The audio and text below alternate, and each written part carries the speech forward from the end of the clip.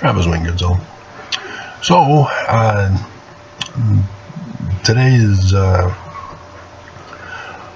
church news is brought to you by Doctrine and Covenants, I believe section 18. I probably should have brought this up first for you.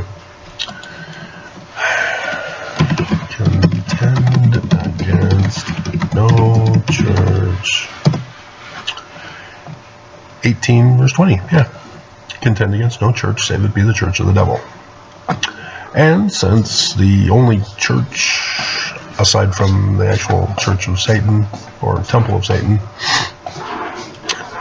that pretends to be a Christian church and has the symbol of Lucifer on the keystone of their doors of the Salt Lake Temple, yeah, it's the Church of Lucifer.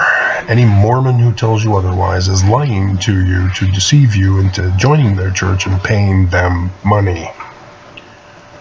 It is a con and a fraud. And Mormons who are like shocked, oh no, I never knew this. Yeah, get out then. You now know, get out.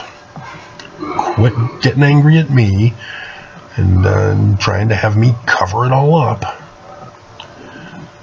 Helaman chapter 6 verse 24. So you can't deny, you can't argue against me, guys. I am not the church of the devil. You are. You're pulling a beam and a mote coming after me. You are evil if you tell me to shut up and leave your church alone. This was my church too. I was born and raised in it. I was obedient, studied the scriptures, became a scriptorian, became an anthropologist of the ancient Middle East. Boom. It's the church of the devil. I'm not going no more. How about you? So, Oaks is stepping up to confess that the whole Respect for Marriage Act was a con and a scam. If you're unfamiliar with Respect for Marriage Act, it was so that LGBTQ marriages are to be protected. Had nothing to do with religion and protecting religion. It was the Church of Jesus Christ of Latter-day Saints who put in their exemption clause into this government document that was able to get certain GOP senators to vote for it and thus pass. Do not be fooled into thinking that it means that the church accepts LGBTQ. In the article, the church says there are many Mormons concerned that we support gays now.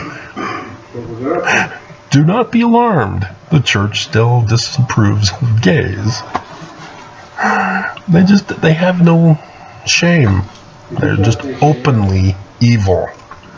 And if you are dumb enough to stay in the church after knowing this information, I have no respect for you.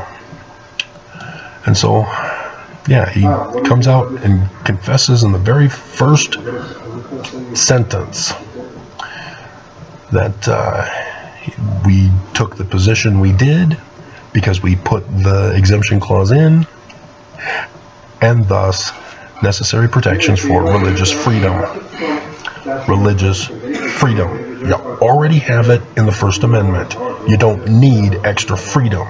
To get extra freedom on top of the freedom you've already been given means you want to take away others' freedom. And this is what's being done here with the exemption clause. It means they don't get to follow the law, so they get to take away freedom from others, whoever they choose, and say, oh, our religion, screw you. And so, to ensure that no federal or state law punishes us, shuts us down again like the Edmunds-Tucker Act did. Sorry, we can commit tax fraud and financial frauds and crimes and all sorts of other crimes and human trafficking with the Perpetual Immigration Fund. And you can't touch us because we're a religion. That's what they're trying to do here. They're trying to get away with violating the Constitution and the rights of others so that they can commit crime under the guise of religion. If you don't know what the Perpetual Immigration Fund is, you don't know church history, do you? You don't know the Edmunds-Tucker Act. The church ceased to exist because it's a criminal organization. And they're deceiving the government also, because there are provisions in there to make sure that polygamy is not accepted as a religious freedom. Oh, if you only knew. The church will say yes at the time, but once the United States is overthrown, ta-da! So do not be fooled. And so he's in Chicago talking to a group out there. And so he's claiming that Jesus is the one responsible for this. He's not responsible. He's not the sexist bigot. No, it's Jesus. And therefore Jesus isn't, because he's God. And therefore it's okay. And let's scroll down to the other part that I saw.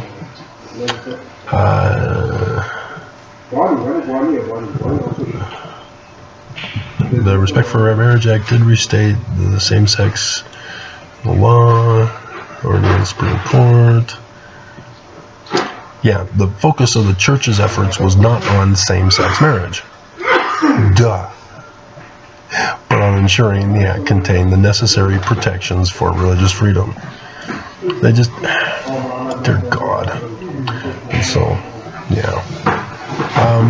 Then they talked about some Instagram posts, and they're using Instagram because they know I don't utilize Instagram. And if you're going, what? No, the church doesn't pay attention to you, Travis. They don't care about you. You're not that big of a deal. How long have you been watching my channel? Huh? Back in 2019? 2020? Oh, you're brand new? You don't know? Yeah. 2008? 1998? You don't know nothing. So, one of the things they did is, because Valentine's Day is tomorrow, they wanted to show that they really are translators, despite Nelson getting up at the pulpit of conference multiple times demonstrating that he doesn't know jack concerning translation of Hebrew, let alone Greek, let alone any language. And they never, I don't know why they even try. All Mormons know they're not translators. They never claim it when you raise your right arm to the square and you solemnly give your sustaining vote with your free agency. I vote for you. Oh, okay, whatever. They're already the president. You don't vote. They twist the definition of vote. And so, yeah, they're going over the word chesed from Hebrew. And there's some understanding that they're not going to tell you. Because David is the word for love, and is the better word for love. But they're using another word because it distracts away from David and the Jewish church and the Jewish religion and all things Jewish. As Joseph was Jewish. As I'm trying to remember to put that picture at the beginning of all my videos now, if you hadn't noticed, to remind those of you who are Mormon of where I stand. And so, yeah, let's give you a little background on this with the final minute or two that I have left. It's using the Aramaic script, which is the common language during the Roman period time for the Jews. And the reason why Aramaic rather than Hebrew, and you need to know the difference between Paleo-Hebrew and Semitic Hebrew. Semitic Hebrew is Babylonian Hebrew. And when the Jews got taken captive into Babylon, they assimilated into Babylon and all things Babylon. Thus the language turned into Semitic Hebrew. They used the vowels in Semitic languages into the Hebrew script. And so Proto-Sinaitic is believed to be the precursor to biblical Hebrew, or Hebrew, which is incorrect. it was a reverse engineering, and so the dating is wrong for the scientists who are claiming the theory that they do. I am the foremost scholar on anthropology of the ancient Middle East. There is nobody else in my field. And so you kind of want to listen, hearken. Pre-Babylonian Hebrew is a completely different language. Biblical Hebrew is where they're getting this from, though. Biblical Hebrew was not developed until 800 CE, AD. And it's a mixture of Islam, Aramaic, Semitic Hebrew, and some remnants of Paleo Hebrew. And they threw it all in there, depending on which group of Masoretic Jews did which portion of the Tanakh. And you can identify it by the use of the vowels that they put in there. And, for example, the masculine plural ending, you have one group that used M and another group that used the yod. And so when I did my research, I stripped all of the biblical Hebrew words of the vowels and the vowel points so that I can go back to the original and do the tests necessary to find out and confirm the alphabetic script that I had already deciphered. And so what you have with the K is it's the same as cam. And so as they don't have one for Egypt, they use Mitrium in the biblical Hebrew text. Ham is already Egypt. Kemet is the Egyptian word for Egypt, the Black Land. Kem, Ham. But they don't know, because Egyptian is dead by the time they're working on this. It's a dead language. And the Rosetta Stone wasn't discovered until Napoleon.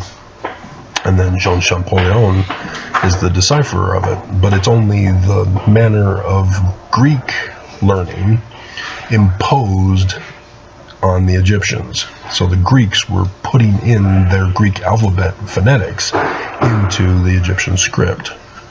That's what Egyptologists don't understand, and why I am the guy who's added signs to the sign list along with the translations of those signs.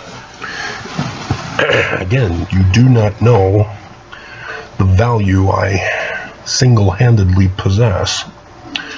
Although I did have a prince follow me on academia.edu the other day, as well as Gary Greenberg, who I used to be in contact with back in the 2000s. He's the one author of 101 Myths of the Bible. I thought he was dead. I hadn't heard from him in a while, but anyway. And so the Paleo-Hebrew script is completely different than the Aramaic script. And it's a pictorial logographic. It took longer than I intended for this simple explanation. Similar to Sandra Bullock in The Lost City, the perfect girlfriend for me,